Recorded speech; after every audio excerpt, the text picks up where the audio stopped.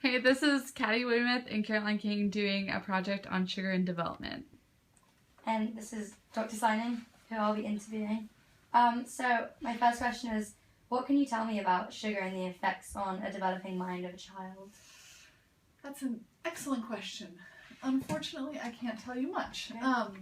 So I don't know. That's fine. I don't know. So my mind is going in a lot of directions right now, and I'm thinking about how we develop guidelines for sugar intake for the general population. And this was very, very controversial when we developed sugar guidelines. In part because we have some evidence for the impact of sugar in animal studies, and there's some, you may have seen some of this, there's some evidence that suggests maybe some addictive properties and that animals may behave in the same way that they do for cocaine, for example. But our evidence in animals we can't extrapolate to humans. So the development of sugar guidelines, nutritional guidelines for sugar intake for adults was really challenging, in part because our science isn't quite where we want it to be. I can imagine that anything we think for adults is happening would be happening for the developing humans as well. And given the importance of the first, 1,000 days, 2 years of life, I would think sugar would have an even greater impact, but we don't have a lot of evidence that I'm aware of that demonstrates that. Okay. And can you tell me any potential dangers of sugar on just general childhood development, so obesity or... So what I was actually just going to say is that we do have evidence on what we feed in animal studies, feeding sugar in early life and development of obesity. Absolutely. Again, these are mostly in animal studies. I've done a lot of observational analyses, epidemiologic studies that show how much kids are consuming, how much sugar, how many sugar-sweetened beverages, cakes, cookies, all that kind of stuff. Those are some of the primary candies, some of the primary sources of calories for young children. And there is no nutritional value in sugar. So if you think about, from a development perspective, we know that proper nutrition is important. And if a child is filling themselves up on sugar, what we call empty calories, then that's displacing all of the healthy fruits and vegetables with the vitamins and minerals that we would hope they would be gaining to help their brain develop. So these are kind of all extrapolations. No, that's great. Thanks. So do you know if there's any positive impacts on development Of sugar? of sugar? Okay, so you need to have nutrition for your brain to function. So I do work in global health, as you know, so I look at under and overweight across the globe, and I know that when there's insufficient nutrition, that's also not good. So in an environment of insufficiency, sugar would be beneficial. In an environment that's okay, I'm not sure I would be recommending that. Do you know why children love sugary foods? Because they're so delicious. I mean, right? Yeah. So there's interesting work that talks about evolutionarily how in times of famine, or even before that, when when there would be famine and then maybe you'd make a kill or you'd come across some food, but you would have very intermittent availability of food, that we developed the ability to eat more than we need to hold on to it for later. And so there's some ideas that we've kind of developed evolutionarily to overconsume at particular times, and unfortunately now we're in an environment where there's food available all the time, but our body wants to overconsume and knows how to overconsume for many, many, many, many, many years. So that's my first thought. Remind me of the question again? Do you know why we love the sugary foods? Oh, yes.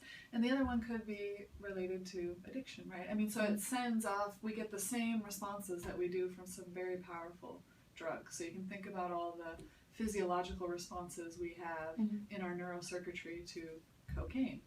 And people like cocaine, right? Well, there's some evidence that we have the exact same responses on a muted scale, but the same responses, and it may even be as addictive in the same ways. And just a few more. How prevalent is sugar in the children's food market? Oh my gosh, so much. So much. And like, why are we not so aware of it?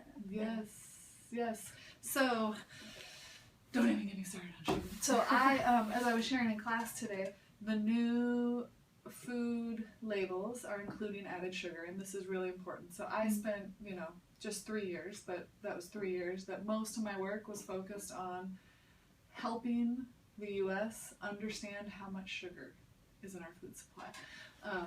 So, people could say no sugar added or no added sugars.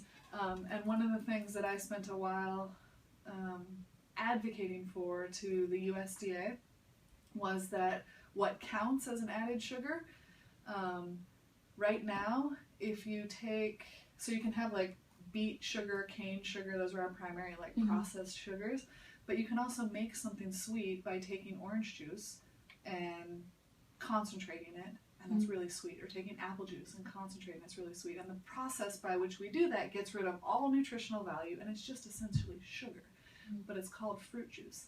And so a lot of these like health cereals, this is one of the things I looked at, health cereals and all these like organic healthy foods for babies, all these processed foods for little kids, say no sugar added, but if you look at the ingredient list, it's concentrated apple juice, concentrated pear juice, which is the same thing as straight up sugar. And so one of the problems, see how excited I get about this? Yeah. So one of the problems is that we didn't even have added sugars labeled. Now we're about to, starting next summer, we'll at least have added sugars, which will give us some indication of how much sugar is in the food supply. But even when that happens, all of these fruit juice concentrates still aren't being counted as sugar. So we're only, what a lot of food companies have started doing, just in the way I was saying how food companies are adjusting their portfolio. Coke started selling a lot of Coke Zero. If you go into the grocery store, this is what the guy was telling me, he's like, there has to be as much black as there is red. Like, we have to get people buying Coke Zero because we see what's happening. Yeah. So when people say, oh my gosh, we're going to have to start labeling with sugar, we don't want moms not to buy this food or dads because there's so much sugar in it. Well, let's just put apple juice concentrate in it. And now it looks like there's no added sugars. It's all naturally occurring sugars, but really there's no value at all. So the bottom line is we have no idea really how much sugar is in our food supply, but it's a lot more than we can imagine. Wow. And that's so excited about this. And the last question I have is, two more kind of, but what do you think the benefits are of adding like artificial substitutes like nutritive sweeteners instead of sugar? Good question. Gabby. Yeah. Have you asked her about her research proposal last semester? Yeah, I did. Yeah, that was her question. Yeah. So from an obesity perspective, artificial sweeteners reduce calories, and that can be helpful, right? Unfortunately, there is some evidence that suggests that artificial sweeteners are still there isn't evidence that suggests this. We know they're sweet, right? They taste sweet. And there's some evidence that suggests that the more sweet taste we consume, we create this preference for it. And so if we're drinking, say, a beverage, a Gatorade, or a juice or a soda for kids that has artificial sweetener in it, that they're developing this preference for sweet that they'll go and find in other foods. So it may actually make us consume more sweet food. There's also, certainly not a consensus on this at all, but there's some evidence that suggests, deleterious impact long term from the use of chemical artificial sweeteners. But that there isn't scientific consensus on that at all, but there's a little bit of evidence that suggests that in really high doses in animals, it can lead to things like cancer. These are in way higher doses than humans ever consume. But it is this kind of trade-off. So we put artificial sweeteners in, especially if we're talking about kids. I mean, do we know the impact long term? Do we know the impact of those chemicals on developing brains? No, absolutely not. Do we know the impact if we're getting kids hooked on artificial sweetener very early on, of having 40 years of consuming artificial sweeteners? We don't know at all. And then second, is it possible that we're training them to want cookies and cakes and brownies and all that other stuff that's not going to be helpful either. All right, thank you. And this is like, I mean, you already touched on this, but like, could you just like remind me again what like the long-term impacts of excessive sugar consumption are, especially during childhood? So I do obesity research, so that's where I would automatically go with this is what we call empty calories, energy-dense foods that have no nutrient value whatsoever lead to weight gain over time. And we know the impacts of weight gain on all kinds of other cardiovascular disease outcomes.